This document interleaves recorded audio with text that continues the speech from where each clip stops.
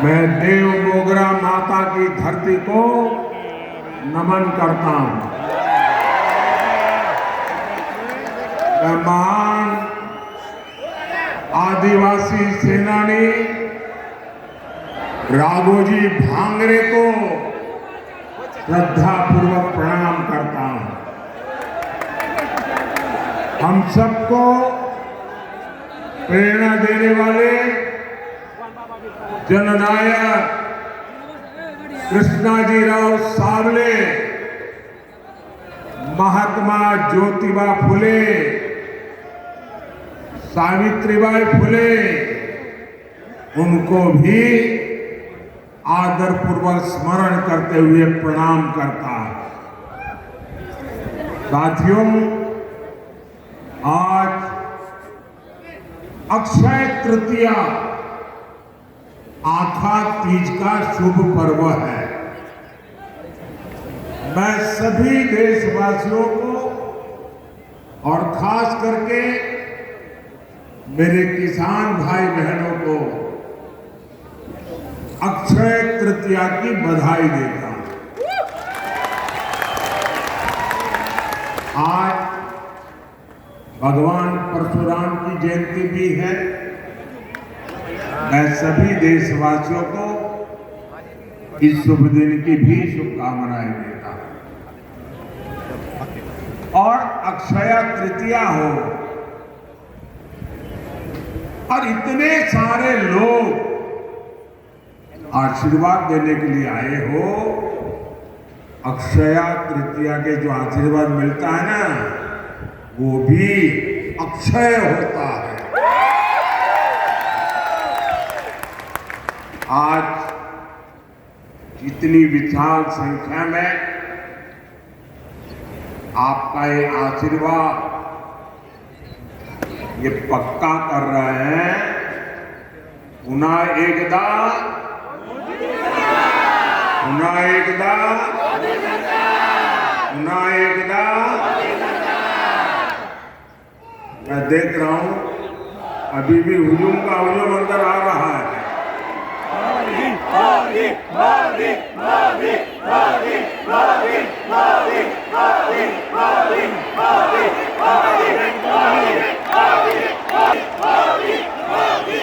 साथियों, यहाँ नंदुरबार और गुजरात के बीच कोई दूर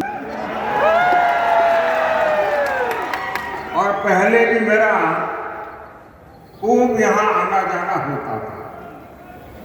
और नंदुरबार आए और चौधरी की चाय न पिए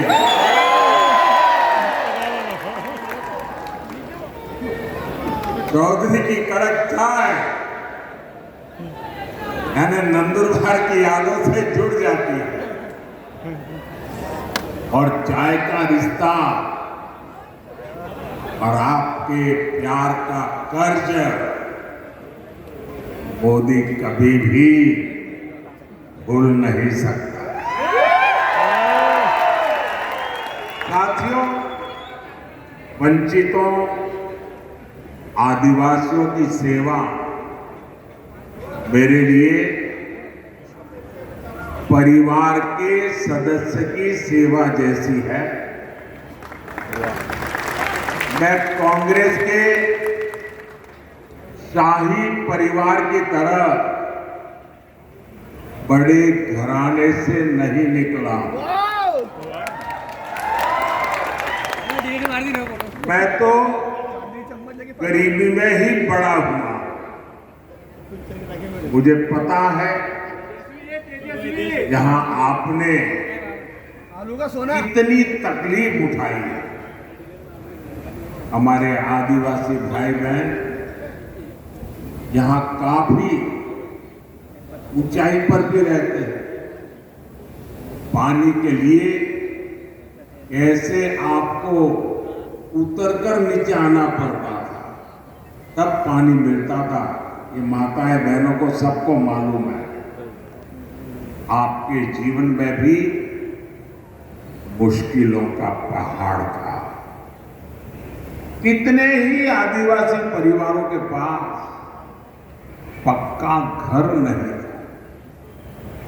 आजादी के 60 साल बाद भी गांवों में बिजली नहीं पहुंची थी और इसलिए मोदी ने संकल्प लिया था हर गरीब को घर, हर आदिवासी को घर, हर आदिवासी के घर में पानी, हर परिवार को पानी की सुविधा, दूर सुदूर जंगलों में भी गांव क्यों न हो, हर गांव में बिजली। साथियों, हमने नंदुरबार के करीब 1.25 लाख, देखिए आजादी के 70 साल के बाद मैं कह रहा हूं, करीब 1.25 लाख गरीबों को हमने पीएम आवास पक्का घर दिया सिर्फ नंदुरबार में। और मेरा एक काम है, मैं करोगे आप लोग? मेरा एक काम करोगे?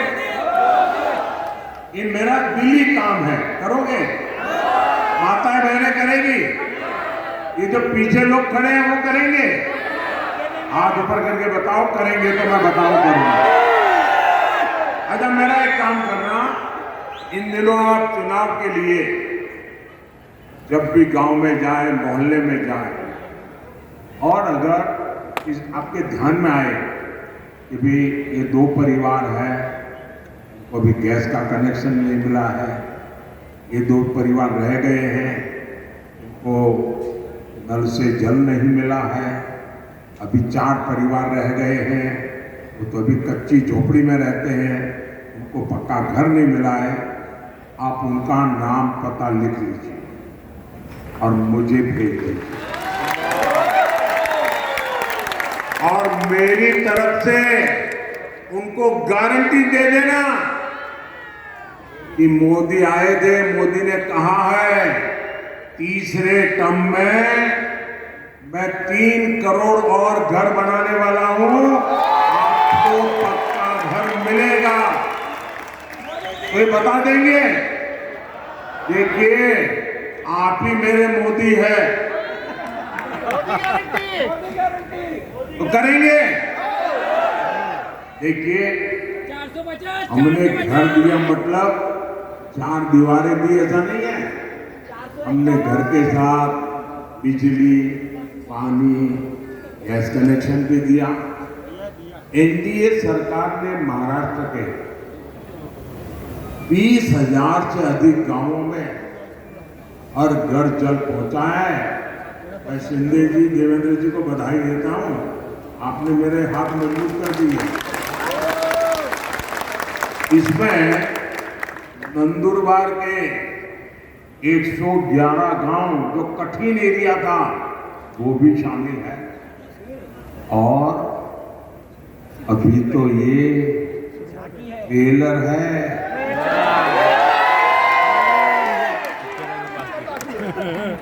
अभी तो मोदी को बहुत कुछ करना है और आपके लिए करना है। साथियों, एक तरफ भाजपा के ये प्रयास है और दूसरी तरफ एक कांग्रेस है। कांग्रेस ने आदिवासी भाई बहनों की कभी परवाह नहीं।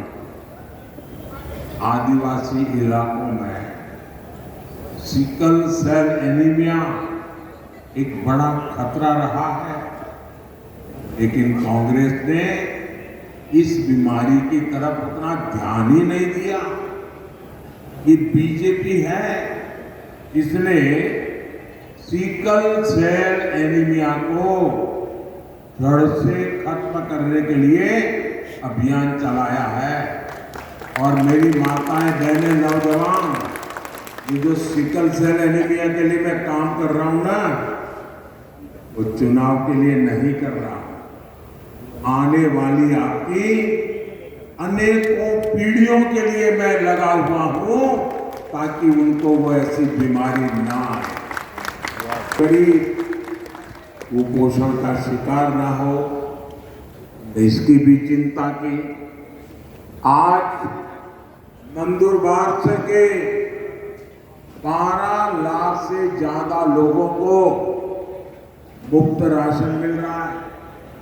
साथियों, कांग्रेस जानती है तो मोदी का मुकाबला कर ही नहीं सकते, और इसलिए वो इस चुनाव में झूठ की फैक्ट्री खोल के बैठ गए हैं, झूठ फैलाकर वोट लेना चाहते हैं। कभी आरक्षण को लेकर झूठ, कभी संविधान को लेकर झूठ, और इन्होंने पूरा इकोसिस्टम ऐसी अफवाहें फैलाने के लिए 24 घंटे लगा के रखा है। साथियों, आरक्षण पर कांग्रेस का हाल चोर मचाए शोर, ये चोर मचाए शोर वाला है। धर्म के आधार पर आरक्षण बाबा साहब के सिद्धांतों के खिलाफ है, बाबा साहब की भावना के खिलाफ है। संविधान निर्माताओं ने जो संविधान बनाया, उसकी पीठ में छुरा भोंकने वाला ये माफ न कर सके, ऐसा पाप है। लेकिन कांग्रेस पार्टी का एजेंडा है दलित, पिछड़े, आदिवासी, इनका आरक्षण छीन करके माइनॉरिटी के नाम पर अपने वोट बैंक को दे देना। और मैं ऐसे हवा में नहीं कह रहा हूं, मेरे पास मजबूत उदाहरण है, और इसलिए मेरे भाई बहन, आप घर घर हर एक आदिवासी परिवार को समझाइए, और मेरे आदिवासी समाज के पढ़े लिखे लोग हैं, उनको भी मैं करबद्ध प्रार्थना करता हूं कि आप समाज को जगाइए। ये कितना बड़ा संकट कांग्रेस वाले लेकर के आए हैं। अब उन्होंने क्या किया, कर्नाटका में धर्म के आधार पर आरक्षण देने की दिशा में बहुत बड़ा कदम उठाया, और उन्होंने कहा रातों रात कर्नाटका में जितने भी मुसलमान लोग हैं, उन सबको रातों रात ओबीसी बना दिया। एक ऑर्डर निकाल दिया, मुख्यमंत्री ने थप्पा मार दिया। अब हुआ क्या, जो ओबीसी को आरक्षण मिलता है उसका सबसे बड़ा हिस्सा ये रातों रात ओबीसी बन गए, उन्होंने लूट लिया। अब बताइए, ये वो आदिवासियों के लिए करना चाहते हैं, वो दलितों के लिए करना चाहते हैं, और ये कर्नाटका का मॉडल पूरे देश में लागू करना चाहती है। एससी, एसटी, ओबीसी का आरक्षण खत्म करने के लिए, और मैं गंभीरता से कह रहा हूं, ये महाअघाड़ी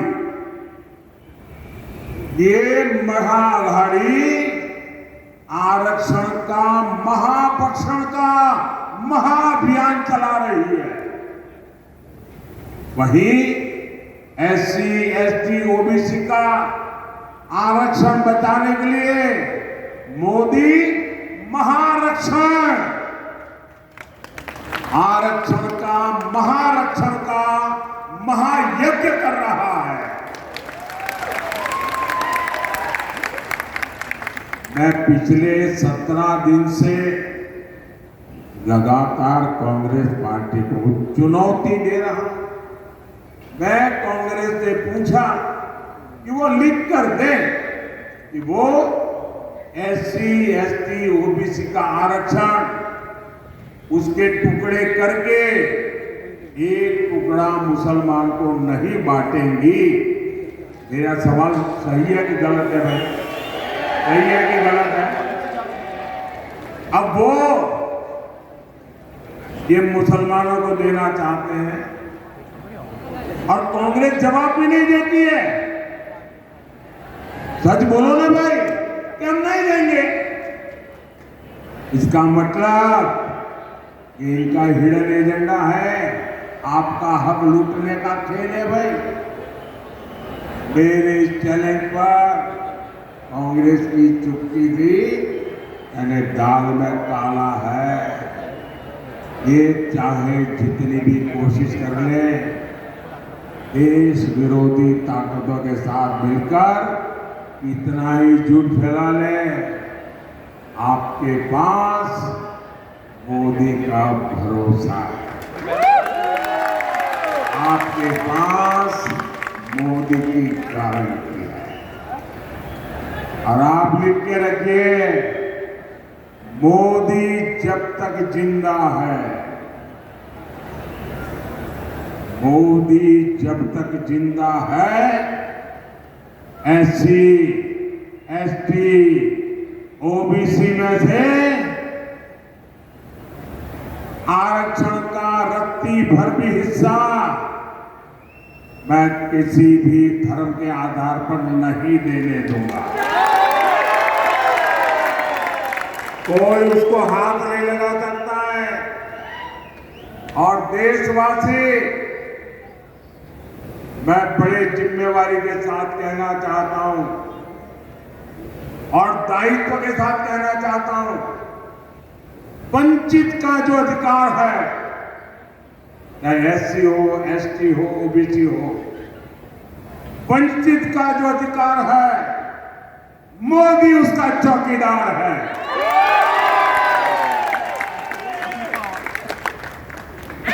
मोदी की चौकीदार है। जब मोदी जैसा चौकीदार हो, इसने अपनी मां का दूध पिया है, तो आपका हक नहीं बनता।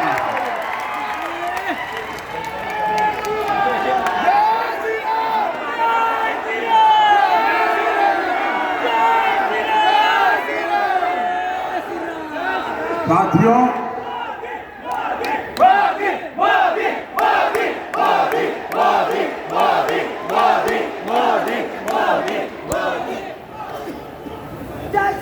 साथियों, हम तो माता सबरी की पूजा करने वाले लोग हैं, लेकिन कांग्रेस ने कभी आदिवासी समाज को सम्मान नहीं दिया और न ही मिलने दिया। आदिवासी क्रांतिकारियों ने आजादी की लड़ाई में इतने बलिदान दिए, लेकिन कांग्रेस ये बलिदान की बात मानने को तैयार है। आजादी की लड़ाई का पूरा श्रेय कांग्रेस केवल एक परिवार को ही देती रही। ये भाजपा है जो देश भर में आदिवासी स्वतंत्रता सेनानियों पर म्यूजियम बनवा रही है, ताकि आने वाली पीढ़ियों को पता चले कि हमारे पूर्वज आदिवासियों ने देश के लिए कितने बड़े बलिदान दिए थे। साथियों, आप सभी जानते हैं, भाजपा ने, NDA ने आदिवासी बेटी को राष्ट्रपति बनाया और पहली बार ऐसा हुआ। लेकिन आपको याद रहना चाहिए, वो कौन लोग थे जिन्होंने आदिवासी बेटी द्रौपदी मुर्मू जी को चुनाव, राष्ट्रपति का चुनाव हराने के लिए रात दिन एक कर लिए थे। वो कौन थे?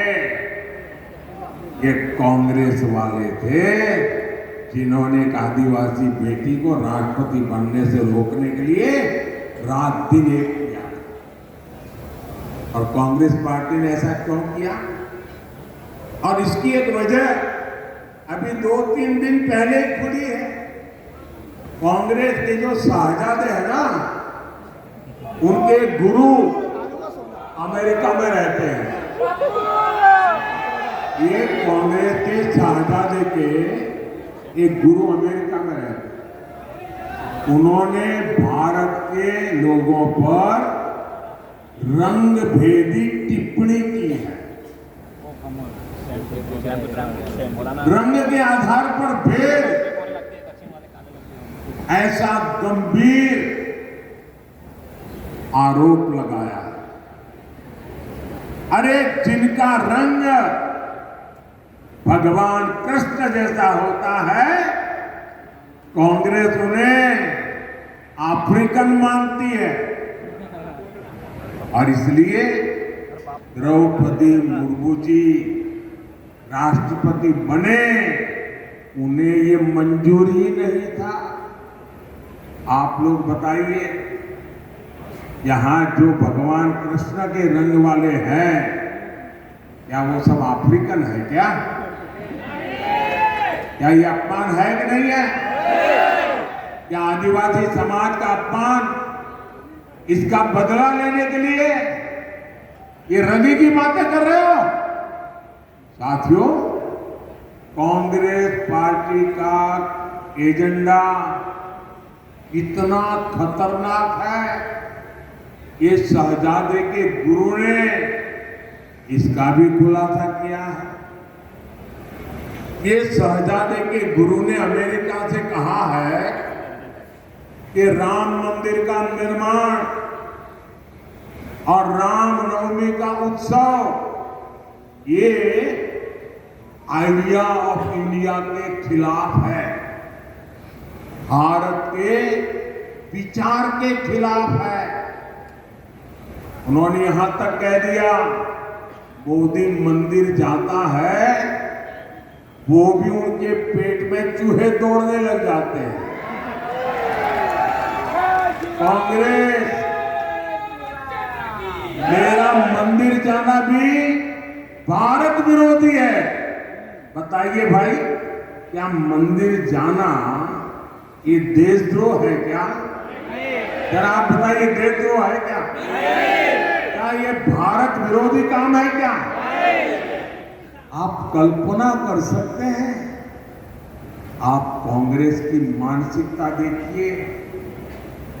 ये राम के देश में राम मंदिर को देश विरोधी बता रहे हैं। ये तुष्टीकरण के लिए सरकारी इफ्तारी करने वाले लोग, ये आतंकवादियों की कब्रों को संवारने वाले लोग, ये हम सबके प्रभु राम और जिनका राम मंदिर जहां हम जाते हैं, उस राम मंदिर जाने को देश विरोधी बता रहे हैं। भाई बहन, हम तो माता सबरी के पुजारी हैं। ये इंडी गठबंधन हमला ये मोदी पर नहीं, 140 करोड़ देशवासियों की आस्था पर ये हमला आप पर है। ये मेरे देश के आदिवासियों पर हमला है। कांग्रेस पार्टी देश से हिंदू आस्था को मिटाने का षड्यंत्र कर रही है। साथियों, प्रभु श्री राम जीवन के उच्चतम आदर्शों, महानतम गुणों और सुंदरतम मूल्यों के महासंगम है। भारत के अस्तित्व का आधार राम से है और भारत के भविष्य का प्रेरणा पुंज भी प्रभु श्री राम है।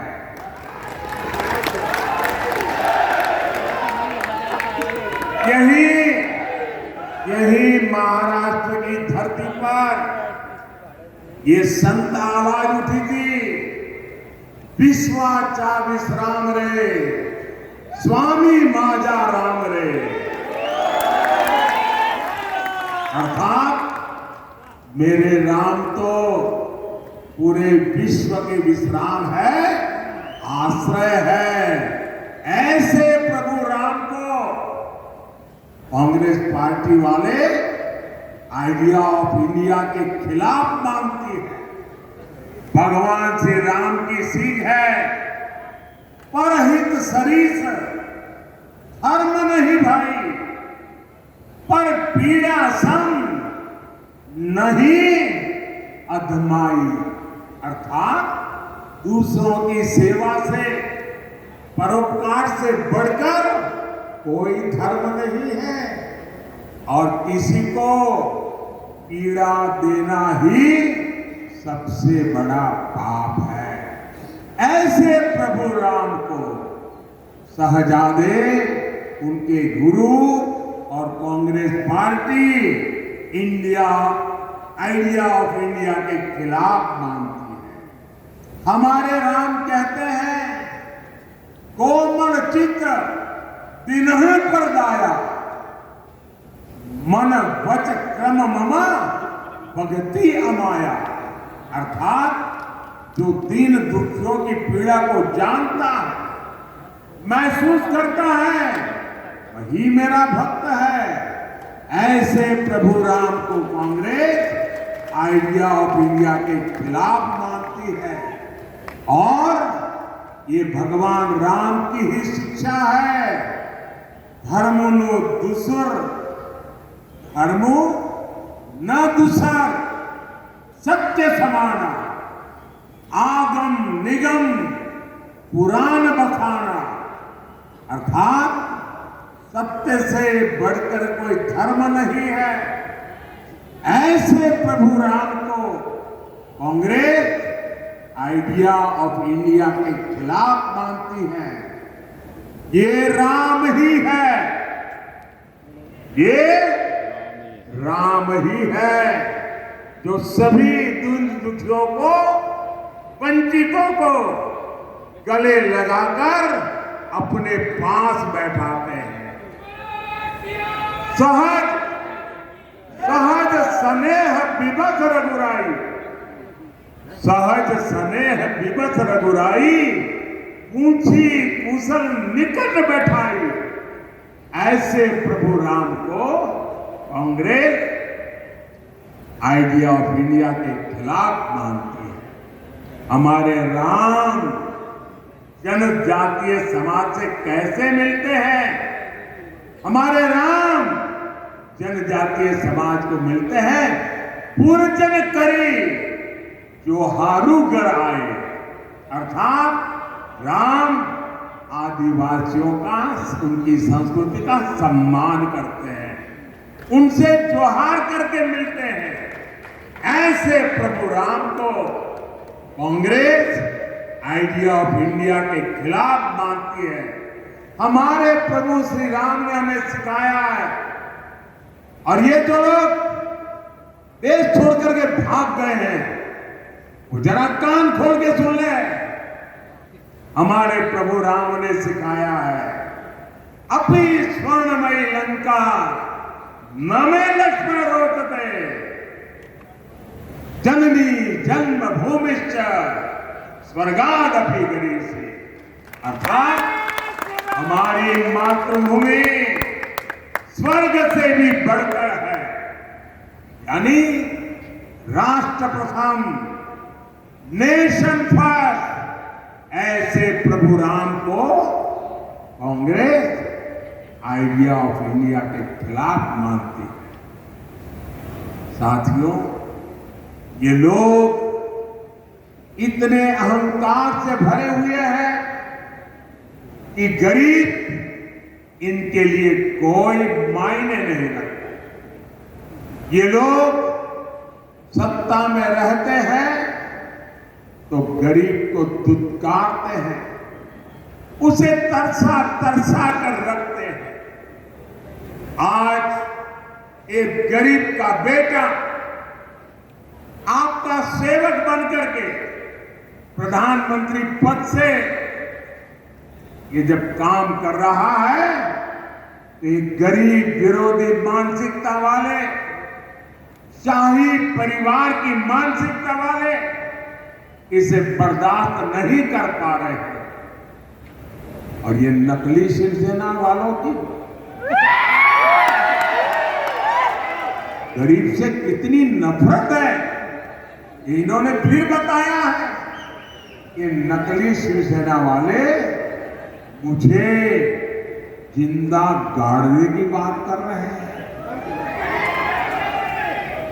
एक तरफ कांग्रेस है जो कहती है मोदी तेरी कब्र खुल देगी, और दूसरी तरफ ये नकली शिवसेना है जो मुझे जिंदा गाड़ने की बात करती है। और मुझे गाली देते हुए भी ये लोग तुष्टीकरण का पूरा ध्यान रखते हैं।